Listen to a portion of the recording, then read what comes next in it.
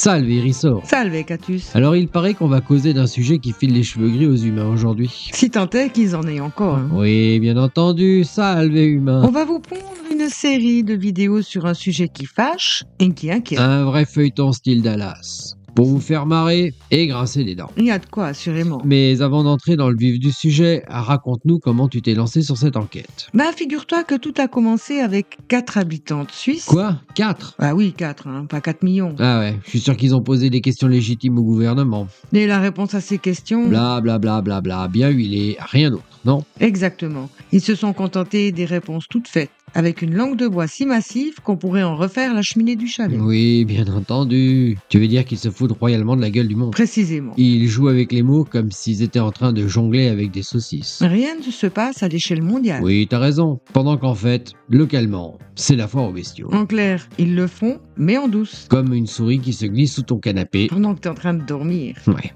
Et d'ailleurs, dans le document de 2011, on voit bien que la question des traînées avait déjà été évoquée par un politicien. Il n'a pas reçu de réponse sur le fond. Oui, je vois. La réponse est du genre curieux et en deux temps. Comme un sketch qui commence mal et finit en apothéose. Oui, il commence par nier histoire de semer le doute. Comme un bon vieux numéro de clonerie. C'est bien ce que je constate. Et il laisse entendre, avec toute la diplomatie d'un éléphant dans un magasin de porcelaine... Que ce n'est qu'une théorie du complot. Ah bah oui, Catus, en politique, il y a des mots-clés pour tout. Mais chut, faut pas trop en dire non plus. Et puis, plus bas, ils affirment qu'ils ne le font pas à l'échelle mondiale. Mais juste localement, comme si ça changeait quelque chose, tiens. Mais tout à fait, tout se joue sur les mots. Pour faire croire que tout roule pendant que le diable se cache dans les détails. Du coup... T'as décidé de te lancer sur le sujet. Et t'as découvert quelques trucs plutôt épicés. Oui, mais le sujet est si vaste et riche en littérature Que nous avons dû le diviser en 4 grands groupes. histoire de ne pas noyer tout le monde sous un flot d'informations. Parce que la géo-ingénierie, c'est pas juste balancer des aérosols pour cacher les rayons du soleil. Exactement. C'est tout un panel d'essais en tout genre. Réalisés dans des milieux naturels aux 4 coins du monde. Un vrai buffet d'expérimentation qui ferait pâlir un scientifique accro aux sensations fortes. Et il y a même des pratiques qu'ils ont jugé bon de reclassifier dans d'autres catégories.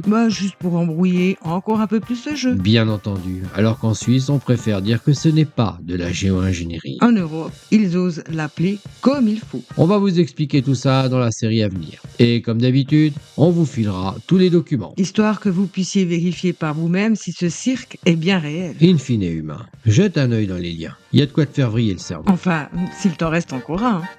Ciao.